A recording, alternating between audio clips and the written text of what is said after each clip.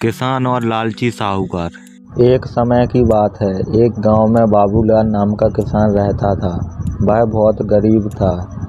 वह खेती बाड़ी करके अपना और अपनी बीवी बच्चों का पेट पालता था।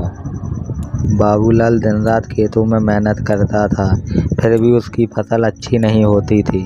एक बार बाबूलाल अपनी पत्नी से कहता है, सुनीता, मैं दिन रात खेतों में मेहनत करता हूँ, फिर भी अपनी फसल इतनी अच्छी नहीं होती है। सुनीता बोलती है,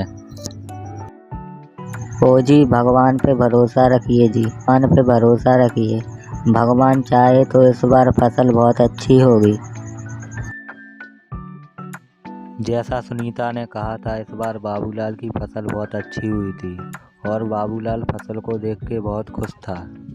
उसी गांव में किशन नाम का एक साहूकार भी रहता था।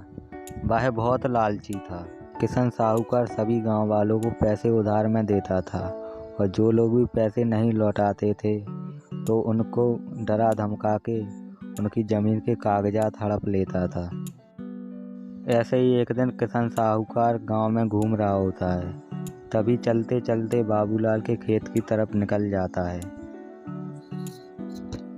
किशन साहूकार चलते चलते बाबूलाल के खेत को देखता है और वहीं पे रुक जाता है और किशन साहूकार बोलता है, अरे वाह भाई वाह, इस बाबूलाल के खेत में कितनी अच्छी फसल होती है। कुछ भी करके इस बाबूलाल का खेत इससे मुझे हड़पना पड़ेगा। इतना कह के किशन साहूकार चलते हुए गांव की तरफ लौट जाता है। किशन साहूकार चलते चलते गांव में पहुंच जाता है और बोलता है, अरे वाह भाई वाह, बाबूलाल के खेत में कितनी अच्छी फसल होती है। कुछ भी करके बाबूलाल से खेत छीनना पड़ेगा।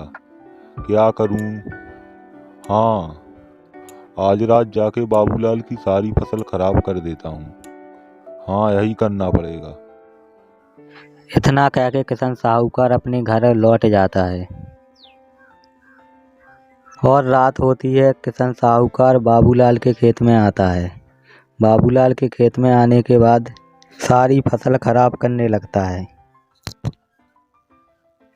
और किशन साहूकार बाबूलाल के खेत की सारी फसल खराब करने के बाद अपने घर के लिए लौट जाता है। सुबह होती है। बाबूलाल अपने खेत की तरफ आ रहा होता है। बाबूलाल इस बात से अनजान था कि किशन साहूकार ने उसकी सारी फसल खराब कर दी है।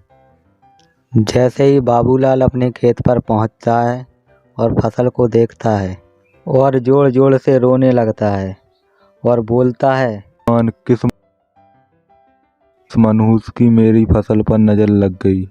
मेरी सारी फसल खराब हो गई। अब मैं क्या करूँगा? कैसे अपना और अपने बीवी बच्चों का पेट भरूँगा? हे भगवान, कोई रास्ता दिखाओ। बाबूलाल अपने घर के लिए लौट जाता है। चलते चलते बाबूलाल अपने घर पहुंच जाता है और अपनी पत्नी से बोलता है, सुनीता, सब खत्म हो गया। अपने खेत की सारी फसल खराब हो गई। अब क्या करेंगे अपन? क्या करेंगे? खाने को भी कुछ नहीं है। सब खत्म हो गया। अपने खेत की सारी फसल खराब हो गई। अब अपन खाएंगे क्या? खाने को भी कुछ नहीं है। सुनीता बोलती है, हे भगवान, ये क्या किया आपने? अब तो खाने को भी कुछ नहीं है। ओ जी, अब क्या करेंगे अपन? आप एक काम करो, किशन साहूकार से थोड़े पैसे उधार ले आओ, उससे थोड़े दिनों का खर्च तो चलेगा। पत्नी की बात को सुनकर बाबूलाल किशन साहूकार के घर के लिए निकल जाता है। दूसरी तरफ किशन साहूकार बाबूलाल का आने का इंतजार कर रहा होता है। तभी चलते चलते बाबूलाल किशन साहूकार के घर पर पहुंच जाता है और किशन साहूकार बाबूलाल को देखकर बोलता है, अरे बाबूलाल भाई, आज कैसे आना हुआ? बाबूलाल बोलता है, साहूकार जी, भगवान जाने मेरी फसल को किसकी नज़र लग गई। मेरी सारी फसल खराब हो गई। अब तो खाने को भी लाले पड़े हैं। आपसे मैं थोड़े पैसे उधार लेने आया हूँ। आपके पास हैं तो दे दो। तभी किशन साहूकार बोलता है, अरे हाँ बाबूलाल भाई, मेरे पास हैं पैसे। आपको मैं दे तो देता हूँ, लेकिन 2% ब्याज लूँगा, बोल देता हूँ पहले ही।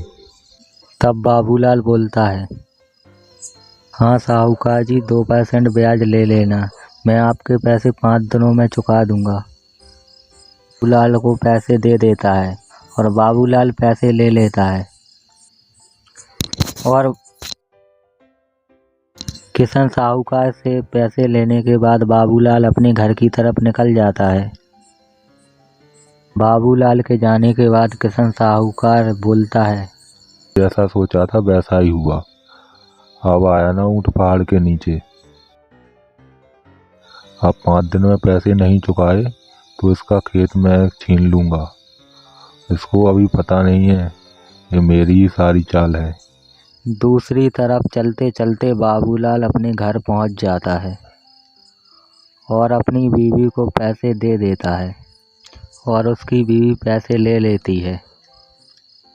दोस्तों पार्ट 2 देखना चाहते हैं तो वीडियो को लाइक और चैनल को सब्सक्राइब कर देना और कमेंट में पार्ट 2 ज़रूर लिखना।